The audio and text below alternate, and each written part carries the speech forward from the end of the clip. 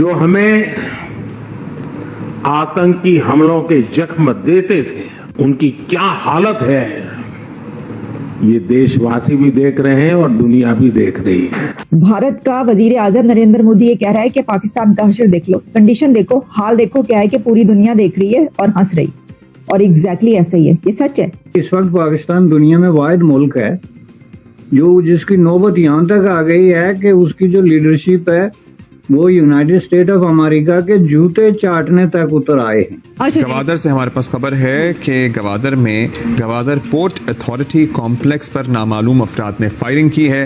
Police हुक्काम इस बात की तस्दीक कर रहे हैं।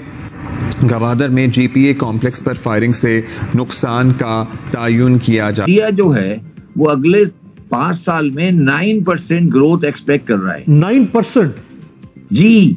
भारत के वजीर आजम, भारत के प्रधानमंत्री नरेंद्र मोदी साहब इस वक्त एक ग्लोबल पीस मेकर के तौर पर नजर आ रहे हैं।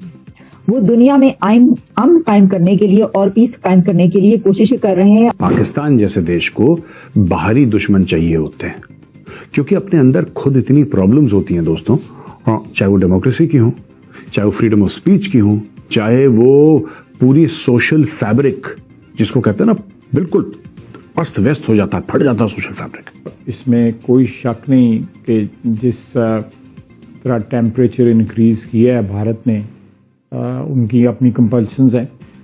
तो आपका ख्याल यह है कि इंडिया ये सीपैक को टारगेट कर रहा है? इंडिया सीपैक को भी टारगेट कर रहा है। मतलब India has better relation with OIC than Pakistan.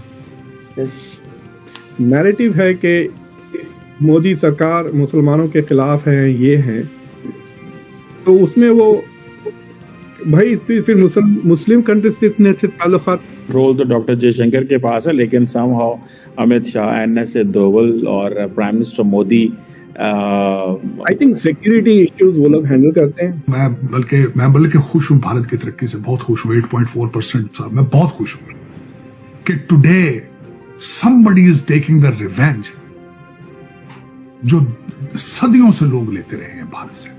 Bharat की हिस्ट्री पढ़ के देखें तो इज मोस्ट सिविलाइज्ड नेशन। हम लाते हैं टॉक शोज और अनलिमिटेड एंटरटेनमेंट सिर्फ YouTube पर। अगर आपने अभी तक हमारा चैनल सब्सक्राइब नहीं किया तो अभी सब्सक्राइब करें और बेल आइकॉन को क्लिक करके हमारी लेटेस्ट वीडियोस के बारे में अपडेट जानें। तो देखिए जबरदस्त वीडियो कैसे पाकिस्तानी मीडिया में इससे तहलका मचा हुआ है। मोदी साहब ने उन्होंने पाकिस्तान के हवाले से जो है बातचीत की है। एग्जैक्टली आप सही समझे हैं। वो जो है CN18 पर राइजिंग भारत के मौके पर जो ये इवेंट था, इसके ऊपर बातचीत करे थे। उन्होंने स्पीच की और उन्होंने अपनी स्पीच का स्टार्ट ही बालाकोट के वाकये से किया। और उन्होंने कहा कि जिस वक्त वो इससे पहले, यानी जब 5 साल पहले आए थे, जिस वक्त भी वो उस इवेंट में पहले आए थे, तो उस दिन वही उससे एक दिन पहले था। और उनका कहना था कि मैं आया था, मुझे सब, यानी जाहिर है वो सब जानते ही होंगे कि क्या होने लगा है, तो फिर मैंने कुछ नहीं बताया और इस तरह मैं चला गया और फिर अगले दिन हमने देखा। ये मैसेज नहीं है असल में उनका जो मैसेज है उसके अंदर, उसके ऊपर मैं अब बात करूंगी। तो जनाब उन्होंने जो उसमें ये कहा कि देखिए कि क्या हाल है इस वक्त, क्या हशर है पाकिस्तान का। उनका इशारा इकोनॉमी की जो सिचुएशन है उसकी तरफ और जो दहशतगर्दी के हाल है, जो कि हम डेली बेसिस पे बात करते हैं कि मुल्क का क्या हाल है इस वक्त, तो उसके ऊपर जब आपका कोई राइवल या आपका ओपोनेंट इस तरह बात करता है तो फिर तो लगती है ना, बात तो लगेगी। और लगी है या नहीं है वो तो हो सकता है इसके ऊपर भी कोई जवाब आए तो हम जरूर आप तक पहुंचाएंगे क्या जवाब आएगा सर। लेकिन किस वजह से ये हाल हुआ, उन्होंने उसकी तरफ भी इशारा किया। तो मोदी साहब जो है उन्होंने पाकिस्तान को जो है ना वो करारी सी एक लगा दी है। दहशतगर्दी जो है उसका नतीजा जो है वो कभी भी अच्छा नहीं निकलता, और जो रास्ता है वो दहशतगर्दी का नहीं है बल्कि अमन का है और तरक्की का है। तो देखिए इसके अंदर हमने ये देखा कि ये तो सच है ना कि जो बहुत सारे ऐसे दहशतगर्द अनासिर जिसके ऊपर फिर बहुत से सवालात पूरी दुनिया से उठे और पाकिस्तान पर उंगलियां उठी, उसके बाद फिर उनको बंद करना पड़ा। FATF की टीम आई मुल्क के अंदर पाकिस्तान में और वहां पर जो है उनकी बात मानना पड़ी। उससे पहले सारे स्टेप्स लेना पड़े, बहुत कुछ करना पड़ा। उसके बाद FATF से नाम निकला, तो FATF में नाम गया ही क्यों, ठीक है ना। तो फिर ये इकदाम करने पड़े जो कि पहले नहीं किए थे। तो जो वो ये कह रहे थे कि इसका रिजल्ट जो है वो ये देख रहे हैं हम कि इस वक्त मुल्क किस सूरत हाल में है। कि उन्होंने कहा कि हशर देख लो पाकिस्तान का। भारत का वजीर आजम नरेंद्र मोदी ये कह रहा है कि पाकिस्तान का हशर देख लो, कंडीशन देखो, हाल देखो क्या है कि पूरी दुनिया देख रही है और हंस रही। और एग्जैक्टली ऐसा ही है, ये सच है, ये बड़ा ही कड़वा सच है लेकिन सच है, 16 आने दुरुस्त बात है। तो इससे पता ही चलता है कि जो दहशतगर्दी के जो भी मतलब हुआ, अगर उसकी जगह पर तरक्की का सोचा जाता, अगर वो जो देखे ना, हम खुद ही तो देखे वहां पे क्या कि कभी जो कौमी धारे में ले आते हैं, कभी दहशतगर्द दोस्त बन जाते हैं, कभी गुलामी की जंजीरें तोड़ देते हैं वही, फिर उसके बाद वही तालिबान और टीटीपी जो है वो दुश्मन बन जाती है, फिर उनके साथ सुलह मशवरे होने लग पड़ते हैं, चाय पी जा रही होती है, फिर उनको जाके जो जिरगे जो है मनाने चले जाते हैं, फिर जनाब एहसानुल्लाह एहसान और कौन कौन जो है उनको कौमी धारे में ले लिया जाता है। फिर ये पता चलता है कि इन्होंने तो इतने बच्चों को मार दिया, इन्होंने तो ये कर दिया, फिर उनको बंद कर दिया जाता है, फिर उनको छोड़ दिया जाता है, फिर उनको बंद कर दिया जाता है, फिर उनको छोड़ दिया जाता है, वगैरह वगैरह वगैरह। तो इस सिचुएशन में हुआ क्या है, और फिर ये कि जो कश्मीर की रट लगाए रखी, कभी इकोनॉमी पे कभी वही नहीं दिया।